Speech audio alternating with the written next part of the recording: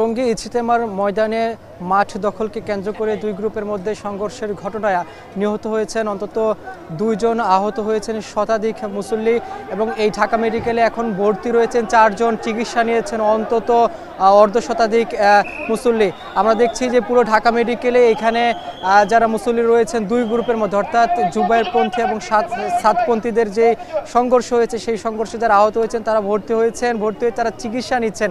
অনেকেই গুরুতর আহত অবস্থায় কিন্তু স্থানীয় হাসপাতালে ভর্তি আছেন, এই ঢাকা মেডিকেলেও ভর্তি রয়েছেন।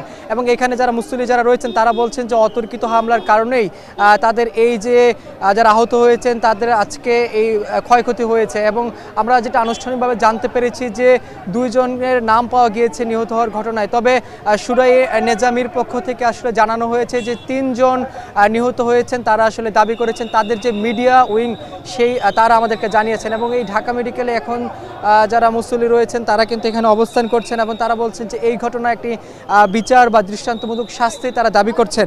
আমি যদি বলি যে গতকাল রাতে 3টার দিকে সাতপন্থীরা তুরাগ নদীর যে পশ্চিম তীর থেকে কামারপাড়া ব্রিজ সহ বিভিন্ন রাস্তায় যে ইজতেমার মাঠে তারা আসলে প্রবেশ করতে থাকে এবং ইজতেমার মাঠ দখল করার চেষ্টা করে। সেখানে কিন্তু আগে থেকে অবস্থান নিয়েছিলেন জুবাইরপন্থী বা সুরাই নেজামির যারা তাবলিগ জামায়াতের সাথী যারা রয়েছেন তারা। এর পর্যায়ে দুই গ্রুপের মধ্যে এক ধরনের সংঘর্ষ হয়। সেই সংঘর্ষে আমরা দেখছি যে এখন পর্যন্ত দুইজন নিহত হয়েছেন। দুইজনের নাম আনুষ্ঠানিকভাবে আমরা পেয়েছি। একজনের নাম বাচ্চু মিয়া, তার বয়স 70 বছর, আরেকজনের নাম বেলাল মিয়া, তার বয়স 60 বছর। এবং এই ঘটনায় আমরা দেখেছি তারা আসলে যেটা দাবি করছেন সুরাই নেজামির, তারা আসলে তিনজন দাবি করছেন যে তিনজনে নিহত হয়েছে। তবে এই ঢাকা মেডিকেলের যে তথ্য সেলটি রয়েছে সেখান থেকে আমাদেরকে আসলে জানানো হয়েছে যে আজকে এখন পর্যন্ত গুরুতর আহত অবস্থায় চারজন চিকিৎসাধীন নিচ্ছেন বা ভর্তি রয়েছেন, আর বাকি যারা আছেন প্রায় 40 থেকে 50 জনের মতো যারা টিকিট কেটেছেন বিভিন্ন চিকিৎসা নেওয়ার জন্য আহত অবস্থায়। এবং এখানে আজকে এই ঢাকা মেডিকেলে এখানে আইন শৃঙ্খলা রক্ষাকারী বাহিনীর সদস্যরা এসেছেন, তারা আসলে নিরাপত্তা দিচ্ছেন, পুলিশের সদস্যরা রয়েছেন, এখানে সেনা সদস্যরা রয়েছেন, তারা আসলে এই বাইরে তারা এখানে নিরাপত্তা দিচ্ছেন। ডিজাইন, এলিগেন্স, বিউটি, সেরা পণ্য সবার জন্য জেভিকো। আমরা যদি দু একজনের সঙ্গে একটু আসলে জানতে চাইবো যে আসলে মূল ঘটনাগুলো আসলে কি ঘটেছে, একটু যদি একজনকে আমরা একটু জানতে চাই যে সেখানে আপনি ছিলেন আসলে কি না। আমাদের রাতে 3:40-এ আমাদের উপরে আক্রমণ করা হয়েছে। তো আমাদের সাথীরা সবাই ঘুমাইছিল, আমাদের সংখ্যা খুব কম ছিল, ঠিক আছে। আমাদের উপরে অজান্তে তারা আক্রমণ করা হয়েছে। আজকে এটা ফাইসলা হওয়ার কথা ছিল, এটা আসলে ফাইসলা না মাইনে তারা আজকে আমাদের উপর আক্রমণ করছে। 2018-তে আমাদের উপরে আক্রমণ করছে, আমরা বোবা ছিলাম, তারপর আমরা কিছু করি না, আল্লাহর জন্য সবর করছি। কিন্তু এইবার তারা সবর করবো না আমরা, এই আমাদের মোটামুটি কথা। তারা আসলে বলছেন এখানে যারা সুরাই নেজামির যারা তাবলিগ জামায়াতের সাথী রয়েছেন, জুবাইরপন্থী যারা রয়েছেন, তারা বলছেন যে তাদের উপর অতর্কিতভাবে আসলে হামলা করা হয়েছে। সেখানে তাবলিগ জামাতে যারা ছিলেন তারা আসলে ঘুমিয়েছিলেন এবং তাদের যেই বিশ্ব ইজতেমার যেই প্রস্তুতি সেটি আসলে তারা এই প্রস্তুতি নিচ্ছিলেন। এবং এক পর্যায়ে দু গ্রুপের মধ্যে আসলে সংঘর্ষ তৈরি হয়। স্থানীয় হাসপাতালে ভর্তি রয়েছেন অনেকেই, ঢাকা মেডিকেলে অনেকে এসেছেন, ঢাকা মেডিকেলে ভর্তি হয়ে এখানে চিকিৎসা নিচ্ছেন। এখন চারজন ভর্তি আছেন, চারজন চিকিৎসা নিচ্ছেন, প্রায় 40 জনেরও বেশি। এবং এইখানে আমরা দেখছি যে দুজন নিহত হয়েছে এবং সুরাই নেজামির পক্ষ থেকে 3 জনের কথা বলা হয়েছে। তবে দুজনের নাম আনুষ্ঠানিকভাবে পাওয়া গেছে, একজনের নাম বাচ্চু মিয়া আর একজনের নাম বেলাল মিয়া। এবং এই ঘটনায় মাঠ দখলকে কেন্দ্র করে আসলে মূল বিষয়টি ঘটেছে বলে আসলে বলছেন তারা। তবে এইখানে এই ঢাকা মেডিকেলের পক্ষ থেকে চিকিৎসায় কোনো কমতি হচ্ছে না বলে আমাদেরকে আসলে জানিয়েছেন ঢাকা মেডিকেল কর্তৃপক্ষ। তারা বলছেন যে যারাই আসলে আহত হয়েছেন তাদেরকে আসলে সুচিকিৎসা দিয়েই তারা আসলে চিকিৎসা দিচ্ছেন বলছেন ঢাকা মেডিকেলের কর্তৃপক্ষ। তবে এই যে দু গ্রুপের মধ্যে সংঘর্ষ কিন্তু আজকে নতুন নয়, প্রতি বছরই বিশ্ব ইজতেমার আগে এক ধরনের উত্তেজনা পরিস্থিতি থাকে। দু গ্রুপের মধ্যে নানা ধরনের আলোচনা সমালোচনা বিতর্কিত বিষয়গুলো আসলে উঠে আসে এবং এক এক পক্ষ এক একজনকে আসলে দোষারোপ করে থাকেন যে মাঠ দখল করার জন্য। কেউ তাবলিগ জামাতের যে বিশ্ব ইজতেমা সেটি কেউ আগে করতে চান, দু গ্রুপের কে সাতপন্থীরা আবার জুবাইরপন্থীরা আগে করতে চান। এবং যদিও সরকার থেকে বলে দেওয়া হয়েছিল যে এবার আলাদা আলাদাভাবে বা আলাদা আলাদাভাবে আসলে তারা বৃষ্টি ইজতেমা করতে চায়, সেই ক্ষেত্রে আসলে এই বিষয়গুলো আসলে সমাধান করা প্রয়োজন বলে মনে করছেন যারা আলেম সমাজ রয়েছেন, তারা যারা মুসলিম রয়েছেন তারা দাবি করছেন। তবে এইখানে আমরা দেখছি যে ঢাকা মেডিকেলেই কিন্তু উত্তেজনাকর পরিস্থিতি বিরাজ করছে।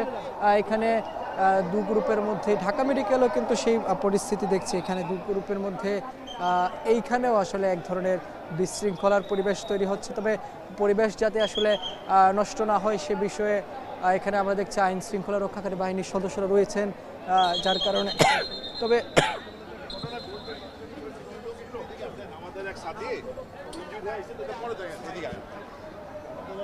অনেকেই আসলে এখানে অবস্থা রয়েছেন। আমরা একজন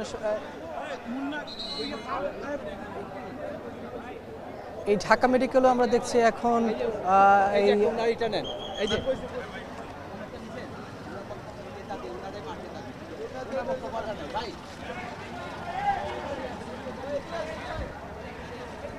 এখানে আমরা দেখছি যে দুই গ্রুপের মধ্যে সংঘর্ষ হচ্ছে। তবে এখানে একজন আসলে আহত হয়েছেন, তারা দেখছি এখানে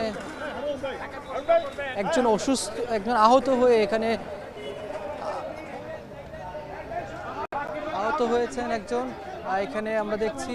তবে তিনি আসলে চিকিৎসা নিচ্ছেন।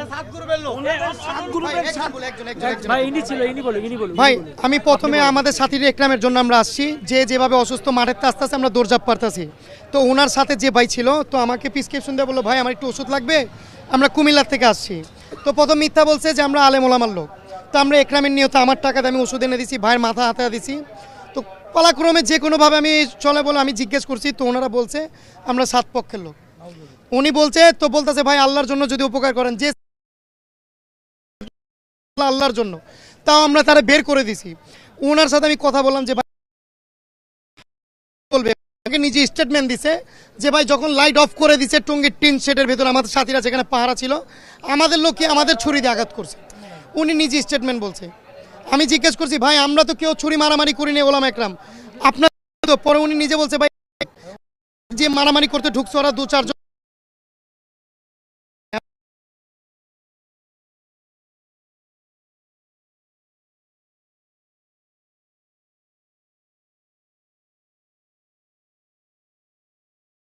ছিলাম আরে ভাই তখন ওরাও আমাদের দিকে আসছে, আমরাও গেছি। এখন কার বাড়ি কার উপরে পড়ছে এটি বলতে পারতেছি না। তবে ভাই ওইটাই আপনি আমাকে যেটা বলছেন সেটা আমরা দেখছি এখানে যিনি আছেন একজন আহত হয়ে এসেছেন।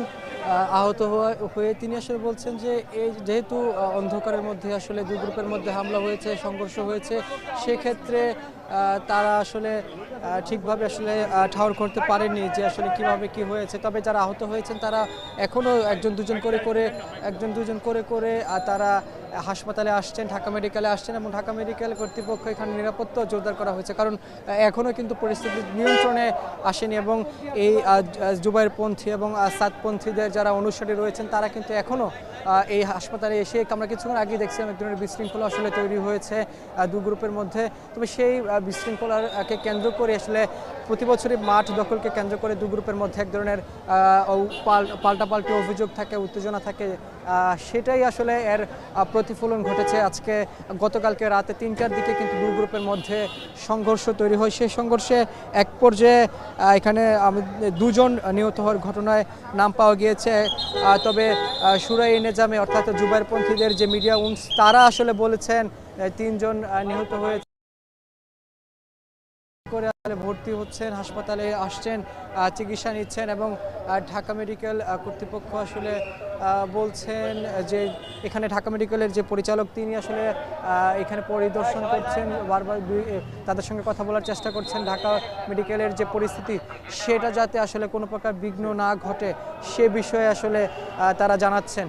তবে ঢাকা মেডিকেলের যে তথ্য সেলটি রয়েছে সেই তথ্য সেল থেকে আসলে জানানো হয়েছে যে ঢাকা মেডিকেলে আজকে 4 জন গুরুতর আহত অবস্থায় ভর্তি হয়েছেন এবং 30 জনের অধিক 40-45 জনের মতো টিকিট কেটে চিকিৎসা নিচ্ছেন বলছেন ঢাকা মেডিকেলের কর্তৃপক্ষ। এবং যারা এখানে দু গ্রুপের মধ্যে যে সংঘর্ষ হয়েছে, যারা আহত হয়েছেন তারা আসলে বলছেন যে এই ঘটনার একটা সুষ্ঠু তদন্ত হওয়া উচিত, বিচার হওয়া উচিত। এই ছিল আমার কাছে ঢাকা মেডিকেল থেকে সবশেষ খবর।